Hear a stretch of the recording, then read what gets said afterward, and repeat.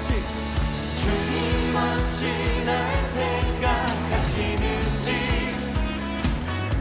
들으시는지 우리 기도를 들으시는 주님이십니다. 아멘. 주님 진실로 날 생각하시네.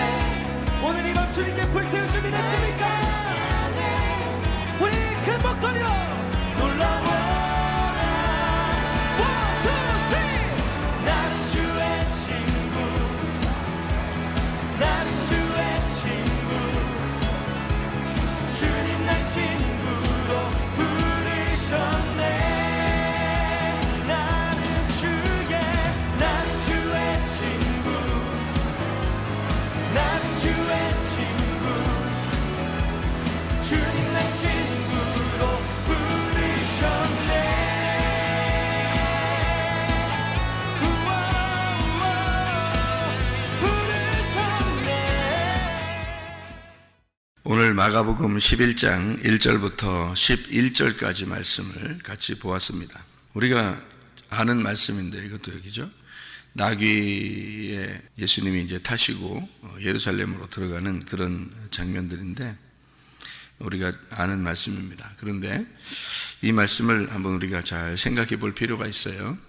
그러니까 감람산에서 이제 주님이 제자들을 보낸단 말이에요. 그리고 데리고 오래요. 나귀를, 그죠? 근데 아무도 타보지 않은 나귀래요. 그러니까 어린 나귀 새끼다 이렇게 될 수 있죠. 근데 매여 있대요. 매여 있는데 그걸 풀어서 끌고 오너라 이렇게 이야기해요. 왜 끌고 오라 그러면 자기가 탈라고 끌고 오라 그래, 그죠? 그러면은 어디에 매여 있었다는 얘기니까 주인이 있다는 얘기, 없다는 얘기예요. 주인이 있다는 얘기예요. 그죠? 안 매여 있으면 주인이 없었을 수 있겠지. 근데 매여 있으니까 주인이 있다는 얘기예요. 주인이 있는데 풀어서 끌고 오니까 당연히 물어보죠. 왜 끌고 가냐 물어보니까 물어보는 사람이 있을 거다. 응? 그런 사람에게 뭐라고 하느냐, 주님께 쓰시려고 그런다. 그러니까 주님이 쓰시려고 그런다. 그러니까 어떤 사람을 얘기해요. 누구예요? 주님이 쓰시는데 그 주님이 예수님이죠. 그러면은 예수님이 주인 되겠다 그 말이에요. 그죠? 그 전에는 다른 주인이 있었다는 얘기죠. 그런데 예수님 풀어 끌고 오너라, 내가 주인할게, 이런 말이에요. 그러니까 나귀는 의지가 없어요. 그래서 주인이 하자는 대로 하는 거예요. 세상에 매여 있을 때는 세상 주인이 하자는 대로 하는 것이고, 예수님에게 데리고 오면 예수님이 하자는 대로 하는 거예요. 나귀 새끼가 생각해봐요. 예수님이 그 당시에 33살인데 가장 왕성할 때 힘을 가지고 있는 사람이거든요. 그러면 그 어린 나귀가 예수님을 태우고 간다. 그리고 이 감람산에서 예루살렘으로 이렇게 가신다. 그러면 한참 가야 되거든요. 거기서 감람산에서 예루살렘까지는 골짜기를 지나서 이렇게 가야 되는데 나귀가, 어린 나귀가 예수님을 태우고 간다. 쉬운 일이 아니거든요. 그런데 그거를 굳이 어린 나귀 새끼를 선택을 해서 예수님이 타가지고 가신다, 이런 이야기입니다. 여기서 우리가 성경을 잘 자세하게 보면 깊이 있는 그런 내용들이 여기에 있죠. 감람산에서 일어나는 일입니다. 감람산이 어떤 곳인가요? 예수님이 주로 기도하던 장소예요. 감람산이 올리브 기름이 있는 곳이고, 올리브 기름을 이렇게 올리브 나무에서 열매를 따가지고 이 기름을 어떻게 해야지 기름이 나와요? 틀에 넣고서 짜야 되겠죠. 틀에 넣고 이렇게 기름 짜듯이 기름을 짜는, 그게 이제 감람유가 되는 것입니다. 그러니까 감람산에 감람나무가 많아서 그 감람 열매를 가지고 기름을 짠다 해서 감람유가 나오는 거거든요.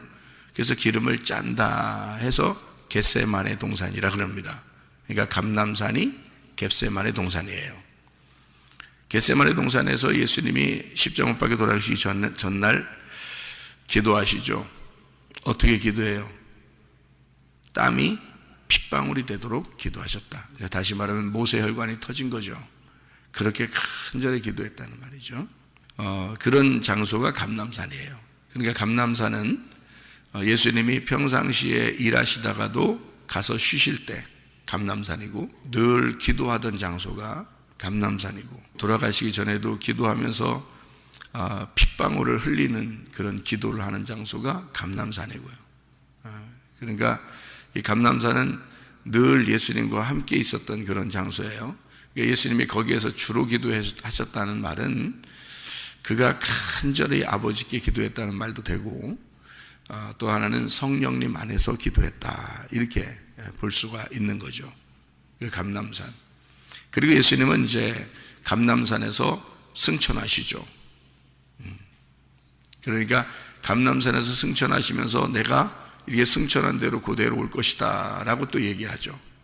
그렇게 하면 이렇게 올라간 대로 내가 내려올 것이다 라는 것은 다 감람산에 연결되어 있는 거예요. 감람산이 뭐 하는 데라고요?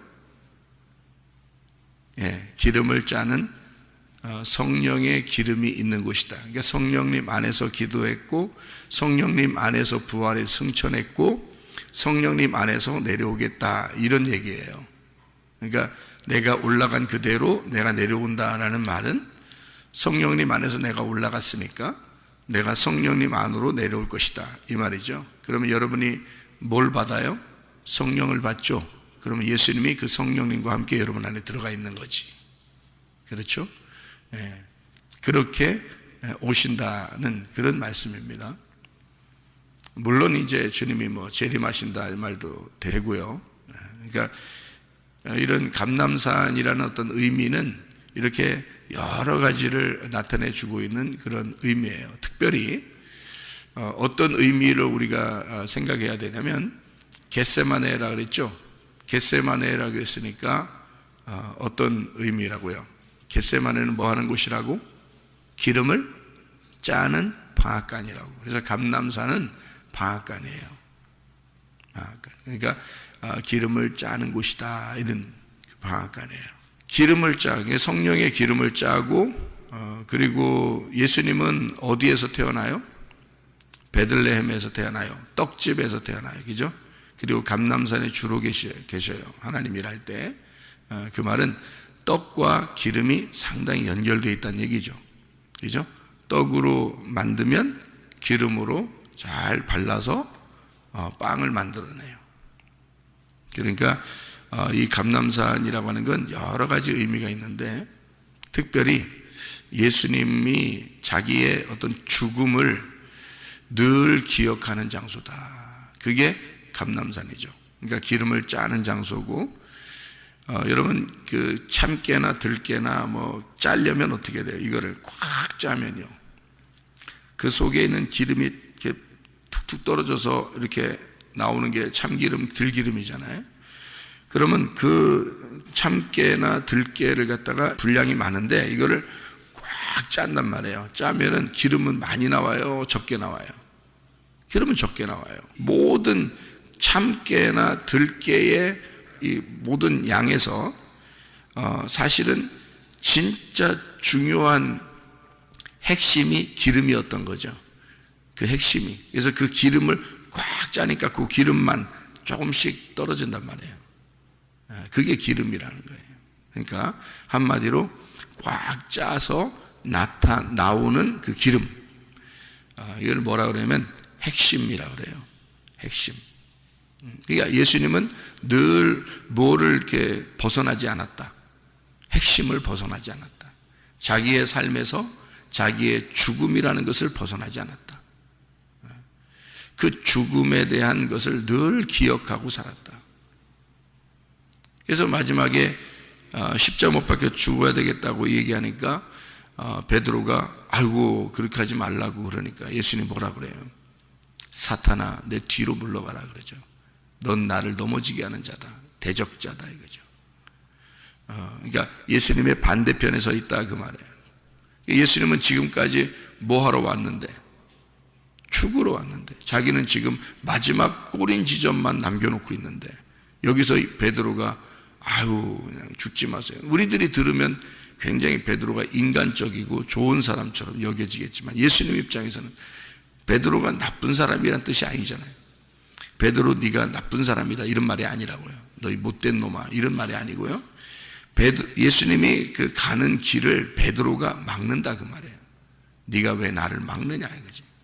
그러니까 왜 나를 실족하게 하려고 하느냐. 내가 가는 길은 이게 마지막 길이고 마지막 꼬린 지점을 하나 앞두고 한 발자국 앞두고 지금 끝까지 왔는데 여기서 네가 왜 나를 뒤에서 잡아다니려고 하느냐 이런 말이잖아요. 베드로를 나쁜 놈이다라는 얘기가 아니고 인간적으로 착한 사람이라는 것도 알죠. 베드로가 동정심에 의해서 그렇게 얘기했을 수 있으니까요. 그렇지만 예수님은 하나님의 사역을 생각한 거죠. 마지막 자기가 가는 길은 늘 죽음을 생각하고 살았고 마지막 죽음을 한 발자국 앞에 놓고서 지금 얘기한 거란 말이에요. 그러니까 베드로가 잘못 얘기한 거죠. 반대로 얘기한 거지, 그죠? 예수님의 입장에서. 그러니까 감람산 그러면 어떤 장소다 그러니까 감람산 기름을 짜는 장소다. 그리고 예수님이 부활 승천한 장소다. 성령님 안에서 늘 기도하던 장소다. 그렇죠? 그런 예수님의 그 죽음을 늘 생각하는 장소다. 그러니까 여기서는 죽음을 생각한다. 기름을 짠다. 거기서 죽음에 대해서 선포한다. 뭐 이런 장소. 그러면 뭐 하는 장소예요? 생각해 볼 때 어떤 장소라고 볼 수 있어요? 우리의 마음 안에서 전쟁하는 장소다.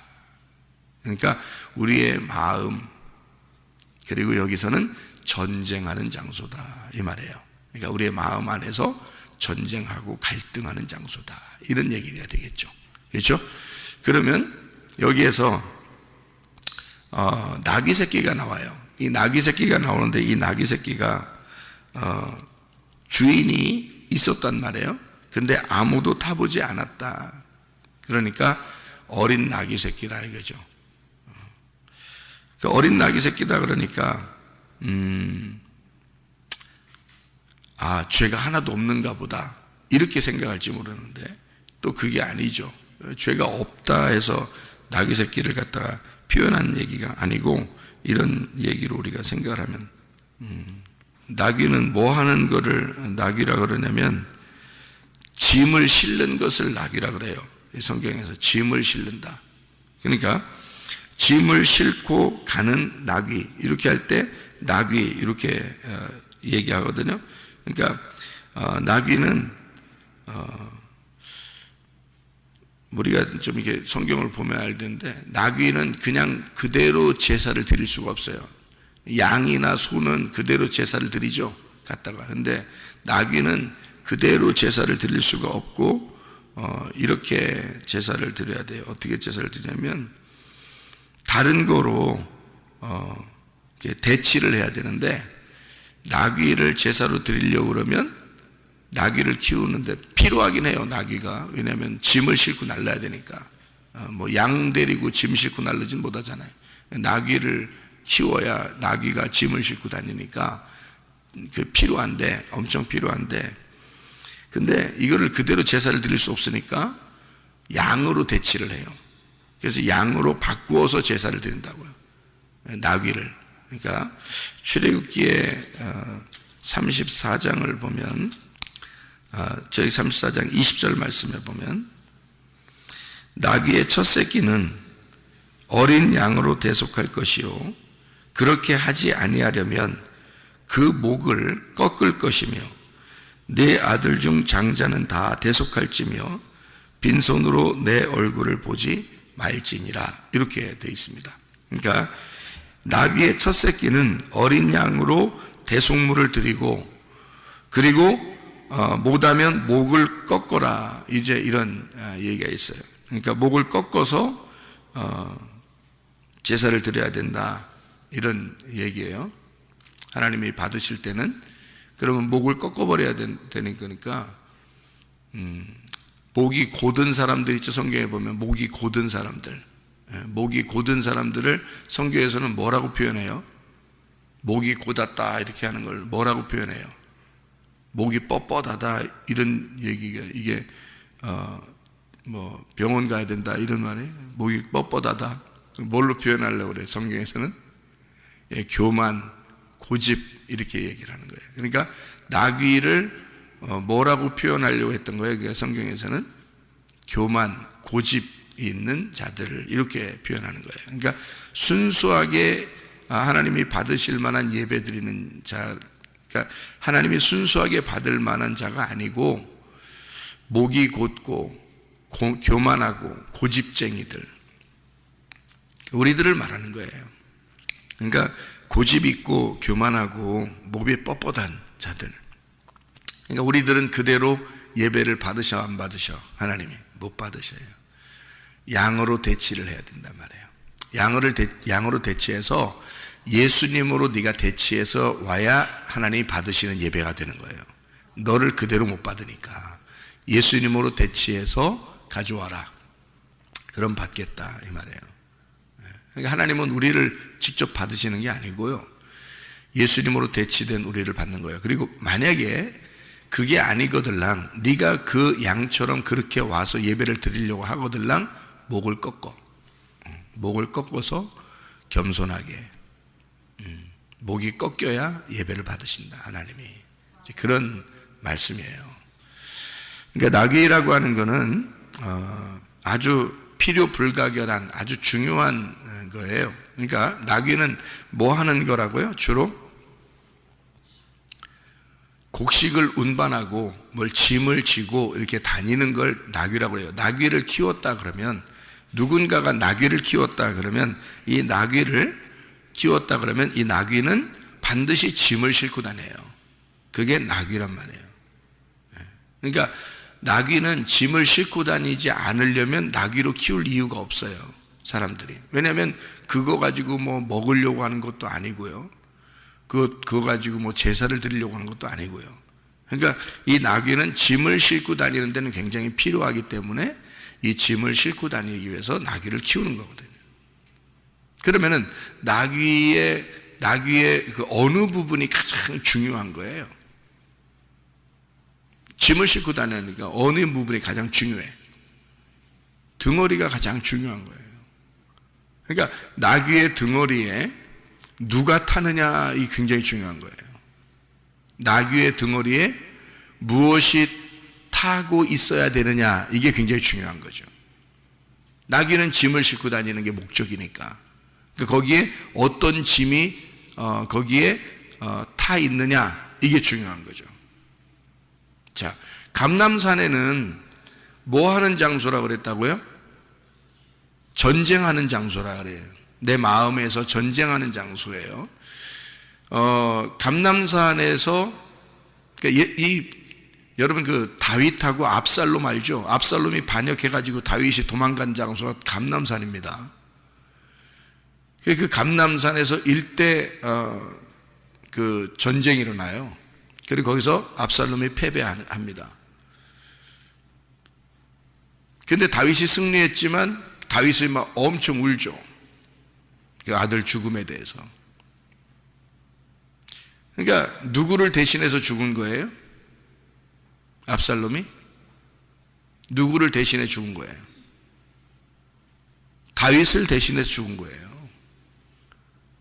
여러분이 이 압살롬이 반역해서 다윗을 쫓아와서 둘이 싸우고 그 다음에 압살롬이 패배했다 그러니까 여러분이 생각할 때는 이거 뭐야? 뭐 불효자는 웁니다. 불효자는 이렇게 저렇게 후도로 맞아야 된다. 뭐 이런 의미로 성경을 보면 의미 없는 얘기예요. 아부샬롬, 샬롬의 아버지란 말이에요. 샬롬의 아버지. 샬롬의 아버지가 누군가요? 솔로몬의 아버지가 누구예요? 다윗이에요. 아부샬롬, 그게 압살롬이에요. 그러니까 솔로몬의 아버지가 다윗이거든. 무슨 말인지 아시겠어요? 그러니까 이 압살롬이 다윗을 반역하는 것은 누가 누구에게 반역한 거예요? 다윗이 하나님에게 반역한 거란 말이에요. 무슨 말인지 이해가 돼요? 자, 다윗이 하나님에게 반역해. 그 압살롬이 다윗에게 반역해서 쫓아온 것은 누구 때문에 그렇게 된 거예요?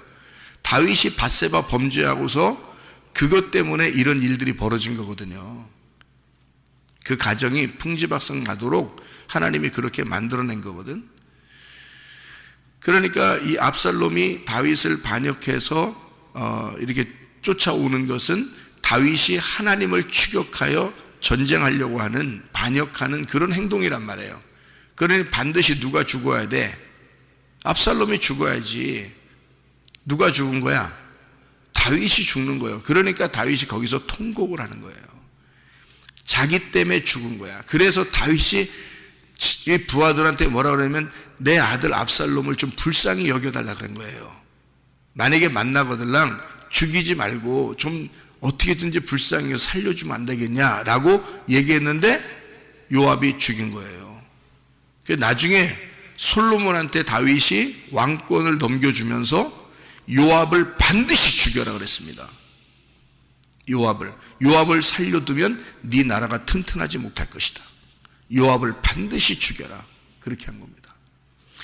자기의 그 범죄를, 그 아들 압살롬의 그 범죄를 선악으로 판단한 자가 있는데 그게 요압입니다. 그것이 없어져야 다윗의 나라, 솔로몬의 나라가 튼튼하게 서가는 거예요. 선악을 없애야 생명으로 덮는 것이 무엇인지를 다윗은 밧세바의 범죄를 통해서 생명나무를 알게 된 거예요. 그 전까지는 자세히 몰랐다가. 그래서 이 압살롬을 사실은 죽이고 싶은 생각이 없었던 거죠. 다윗이 자기에게 반역했지만. 무슨 말인지 알겠죠? 그런데 아브샬롬이 죽은 거예요. 압살롬. 그러니까 이 다윗이라는 자가 죽었다. 하나님을 반역하다가 이제 그런 얘기입니다. 다윗이 슬피 울죠. 그런 이제 장소가 감람산이에요. 그러니까 한마디로 말하면 우리 마음 안에 있는 전쟁하는 장소죠. 이게. 자, 그러니까 이 전쟁하는 장소에서 예수님 뭐라고 그러냐면 나귀는 짐을 싣고 다니는 건데 짐을 싣고 다니는 이 나귀에다가 내가 좀 타고 가야 되겠다 이거예요. 내가 타고 가야 되겠다. 근데 나귀를 타고 갔던 자가 성경에 나오는 게 있는데요. 나귀를 타고 갔던 자가 있어요. 구약에. 누가 나귀를 타고 가죠? 민수기서에 보면 22장부터 24장에 발람이라는 사람이 나와요. 이 발람이라는 사람이 나귀를 타고 갑니다. 나귀를 타고 가는데 나귀가 말을 안 들어요. 그때 이제 여호와의 사자가 나타나요. 그래놓고 하는 말이 내가 나귀의 입을 열어 너에게 말한 것을 잘 들었느냐 이 말이지. 그래놓고 하는 말이 내가 나귀는 살리고 너는 죽였을 것이다. 네가 나귀의 말을 듣지 않고 그대로 갔으면 너는 내가 너를 죽이고 나귀는 살렸을 것이다. 이렇게 얘기를 해요. 자, 이게 무슨 말인가요? 자, 발람은 나귀 타고 뭐 하러 가려고 했던 거예요? 예언하러 가려고 했던 거예요. 그러니까 말하러 가려고 했던 거죠. 그러니까 나귀를 타고 말하러 가려고 했단 말이에요. 근데 하나님은 그 말하기를 막은 거예요. 나귀를 통해서 막은 거야. 그리고 발람에게 내가 말하는 것만 말해라 라고 얘기를 하고 전해주고서 보내요. 그러니까 나귀 등에 발람이 타고 있었는데 네가 주인이 아니라 하나님이 너에게 주인이 돼서 너에게 말하라고 하는 것만 말해라 가서 라고 태워 보낸단 말이에요. 그럼 이게 무슨 말이냐? 나귀는 짐을 싣고 다니는 거라겠잖아요. 그럼 짐은 어떤 짐을 주로 싣고 다니겠어요? 나귀가 크지 않으니까 어떤 짐을 주로 싣고 다니는 거냐면 곡식을 운반할 때 나귀가 보통 짐을 싣고 다니는 거예요. 곡식을. 그러면 곡식을 이렇게 싣고 다니면 지금 거기 발람을 태우고 가는 나귀는 지금 뭐를 싣고 가는 거예요? 곡식을 싣고 가는 거지. 어떤 곡식? 발람이라는 곡식을 싣고 가는 거지. 발람이라는 곡식을 싣고 가는데 이 발람이 껍질이 까진 놈이야, 안 까진 놈이야? 껍질이 안 까진 놈이라는 거죠. 그러니까 영적으로 성경적으로 보면 할례받지 못한, 영적으로 할례받지 못한 껍질이 까지지 않은 껍질을 가진 발람이라는 거죠. 그러니 하나님은 이 발람을 만날 때 이 나귀는 뭐를 싣고 가야 되는 거야? 껍질이 까진 곡식을 싣고 가야 되는데 껍질을 그대로 가지고 가니까 너라는 껍질을 벗겨내야 되겠다, 그 말에 하나님이. 무슨 말인지 알겠어요? 이 세상에 껍질을 완전히 벗겨내고 알곡으로 오신 분이 계셔요. 그게 누구예요? 예수님입니다. 그러니 이 나귀는 세상에 매여 있다가 누구를 지금 태우고 예루살렘으로 들어가는 거예요? 마가복음 11장에서는 예수님을 태우고 들어가는 거란 말이에요. 알곡을 싣고 들어가는 거라는 거지. 자, 무슨 말인지 알겠어요? 그러니까 여러분, 우리 등에 무엇이 실려 있느냐 이거야. 나는 지금 무엇을 짊어지고 가느냐 그거지. 세상의 짐을 지고 가느냐, 아니면 예수라고 하는 알곡을 내가 지고 가느냐 이거야. 그러면 세상의 짐은 알곡이 껍질이 까지지 않은 곡식이고, 주님의 그 말씀은, 주님의 이 예수 그리스도를 싣고 가는 이 나귀는, 그를 메고 가는 이 등어리에다 태우고 가는 이 나귀는 알곡을 태우고 가고 있단 말이야. 그렇죠? 그러면 우리의 등에는 무엇이 실려 있느냐 이거야. 여러분의 등에는 무엇이 실려 있는가? 아직 껍질이 까지지 않은 곡식을 싣고 가는가? 그러면 벗겨내죠. 하나님이 벗겨낸다고. 그래서 그것을 떨어뜨린다고요. 그러니까 발람을 싣고 가면은 반드시 하나님이 나귀의 입을 열어서라도 그 발람을 넘어뜨린다고. 무슨 말인지 알겠어요? 근데 예수님을 태우고 가면요, 나귀가 칭찬을 받게 만들어요. 나귀가. 모든 사람들이 호산나 찬양하면서 나귀에다가 막 밑에다 깔아주고 막 이런다고요. 옛날엔 돌 같은 게 많은 길이니까, 그런 막 이렇게 울퉁불퉁한 길들이 많으니까 막 나뭇잎들도 깔아주고 옷들도 깔아주고 막 그런다고요.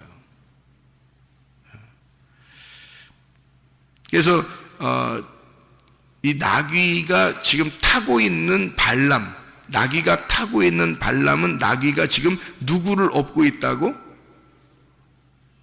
뭘 업고 있는 거지, 그죠? 껍질이 아직도 까지지 않은 그런 곡식을 업고 있는 거라고. 업고 있다는 말은 지금 여러분이 여기 앉아서 지금 가만히 앉아 있는데 여러분 지금 뭐 입고 있는 게 있는데? 뭘 입고 있죠? 옷을 입고 있죠. 옷을 입고 있단 말이에요. 그죠? 그러면 옷을 입고 있다는 말은 여기서 지금 옷을 이렇게 싸서 등어리를 이렇게 다 싸서 이렇게 입고 있어요? 아니면 이렇게 벗어 제끼고 있어요? 이렇게 더 싸고 있단 말이에요. 이렇게. 그죠? 그러면 나귀는 지금 발람을 태운단 말은 나귀의 옷이, 나귀를 발람이 덮고 있다는 얘기죠. 무슨 말인지 알겠어요? 그러면 그 옷을 어떻게 해야 돼? 벗고, 발람의 옷을 벗고 누구 옷을 입어야 돼? 예수라는 옷을 입어야 돼. 예수를 태워야 된다 그 말이야. 여러분이 예수의 옷을 입고 앉아 있어야 된다는 거지. 그죠? 자기 옷을 벗고, 발람이라는 옷을 벗고 예수라는 옷을 입고 있어야 된다 그 말이에요. 여기 앉아 있으면. 무슨 말인지 알겠어요? 그러니까 옷을 성경에서는 뭐라고 그래? 빛의 갑옷 그리스도, 전신갑주. 이게 다 뭐예요? 말씀을 얘기하는 거라고. 그러니까 어떤 말씀을 벗어놓고 어떤 말씀을 입어야 돼 우리가? 껍질을 벗어놓고 알맹이를 입고 있어야 된단 말이지. 그래야 하나님의 백성이란 말이에요. 그게 전쟁이라고. 내 마음 안에 전쟁이 일어나는 것은 뭐 하려고 그래? 타작마당이잖아. 타작마당. 타작마당은 반드시 이렇게 막 두들겨 패가지고 이 마음 안에서 두들겨 패서 타작마당에서 뭐 하려고 그래요? 껍질 깔려고 그러는 거예요. 그 곡식을 짊어지고 가는 자가 나귀라는 거지. 그래서 세상에 매여 있는데 아무것도 짐을 지지 않은 어린 나귀다 라고 돼 있어요. 이거를 끌고서 내게 끌고 와라. 내가 타야 되겠다 이거야. 예수님이. 그러면 진짜 뭐가 없어서가 아무것도 안 해서 진짜 하나님은 순수한 사람만 사용하시는가 봐 이렇게 또 생각하는 사람이 있어요. 그게 아니죠. 나귀는 주인이 있었다니까요. 그러니까 매여 있었던 거지. 그죠? 주인이 있는데 매여 있단 말이에요. 그럼 풀어서 끌고 와. 내가 탈게. 그 말이에요. 예수님이. 근데 예수님이 타면 더 무겁지. 왜냐면 아직 아무것도 태워보지 않은 나귀니까. 예수님이 타면 더 무겁죠. 여러분. 자, 세상에 매여 있어 여러분이 살고 있는데 예수 안 믿고 여러분이 교회 안 다니고 살면 편해요, 안 편해요? 편해요. 아무것도 등에 태운 게 없으니까 편하지. 근데 주인이 있어. 그래서 매여 있는 거야. 매여 있으니까 자유롭질 못해. 어딘가에 매여 있는 거야. 사람들이요, 옷에 매여 있습니다. 돈에 매여 있습니다. 자식에 매여 있습니다. 이 세상이라는 것에 매여 있어. 근데 자기는 몰라. 그러니까 아무것도 태워보지 않은 거라고 얘기하려고 할 때는 성경에서는 뭘 얘기하는 거냐면 주인이 분명히 있고 매여 있는데 아무것도 태워보지 않은 어린 나귀다 이거야. 그러니까 이 어린 나귀는 이 땅에서 그걸 깨달은 자라 이 말이에요. 그걸 깨달은 자다. 내가 누군가가 주인이 나를 메어놨다는 사실을, 어떤 주인이 나를 메어놓고 있구나라는 사실을 깨달은 자다 이 말이야. 그러니까 어린 나귀, 아무 짐도 태우지 않은 나귀라 이 말이야. 다시 말하면 쉽게 얘기해서 이 세상에서 죽은 나귀라 이 말이야. 이 세상에서 죽은 나귀. 아무것도 태워보지 않은, 아니 나귀는 원래 뭘 태우는 거라니까요. 그러려고 뭘 짐을 싣고 가는 목적이라니까. 그래서 있는 게 나귀인데 아무것도 태워보지 않아. 근데 주인이 있어. 그 말은 매여 있단 말이에요. 자, 예수님에게 올 때는 어떤 사람만 오라고 그랬다고 예수님이? 마태복음 11장에 28절부터 30절까지 말씀에 어떤 사람만 예수님께 오라고, 다른 사람 오는 게 아니야. 어떤 사람만 오라고, 수고하고 무거운 짐진 자들만 오라고. 그래서 왔더니 예수님 어떻게 해? 그 짐을 풀어주겠다는 거 아니야. 예수님의 짐이 쉽대, 가볍대. 왜? 자 봐요. 어린 나귀가 거기에 매여 있는 게 쉽겠어? 예수님에게 와서 예수님 태우고 가는 게 쉽겠어? 매여 있는 게 쉬워. 예수님 태우고 가는 것보다. 무슨 말인지 알겠어요? 거기에 그냥 매여 있는 게 나아. 세상에 그냥 사는 게 나아. 그게 더 편해. 우리 교회 같은 데 나와가지고 예수 믿고 예배 드리고 여기 교회 하자는 대로 따라서 하려면 얼마나 힘든지 알아요? 힘들어요. 이게 더 무거운 짐이라고 이게. 근데 예수님 뭐라고 그래? 수고하고 무거운 짐이야 다 내게로 내가 편하게 해줄게. 그 말하잖아. 그죠?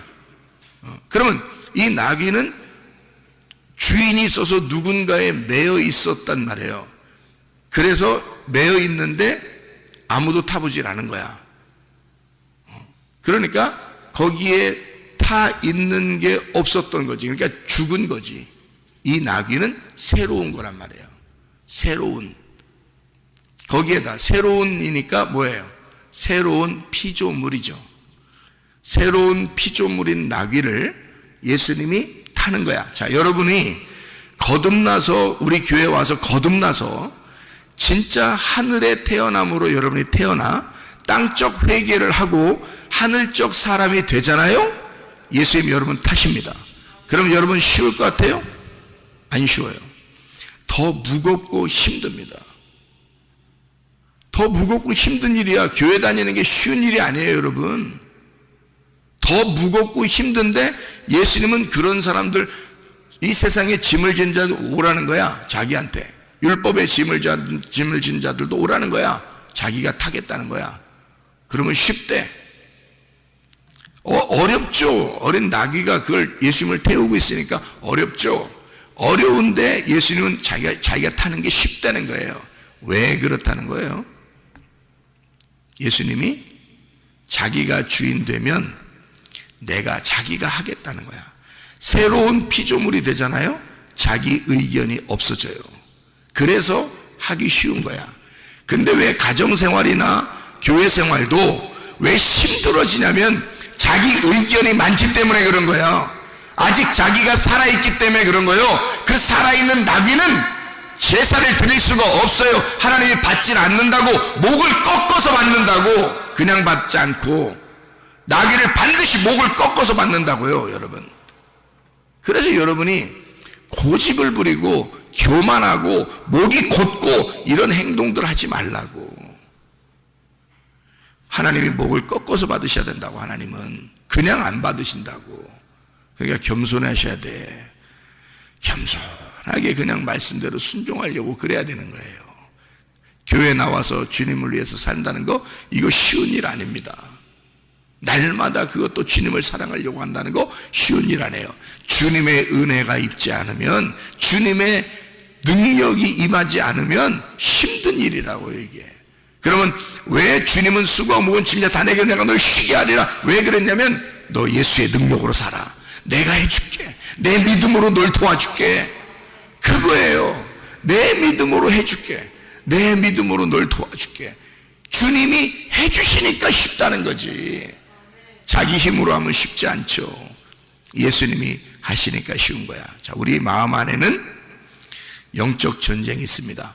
오직 예수 그리스도가 승리하여 나의 껍질을 벗겨내고 내가 알고 있던 그런 껍질이 덮여진 그런 말씀을 벗겨내고 진짜 알곡 되신 그 말씀이 여러분의 등에 타서 여러분을 감싸는 주님의 옷이 되기를 바랍니다. 오늘도 주님과 동행하다가 주님 만나시기를 바랍니다. 아멘. 기도하겠습니다.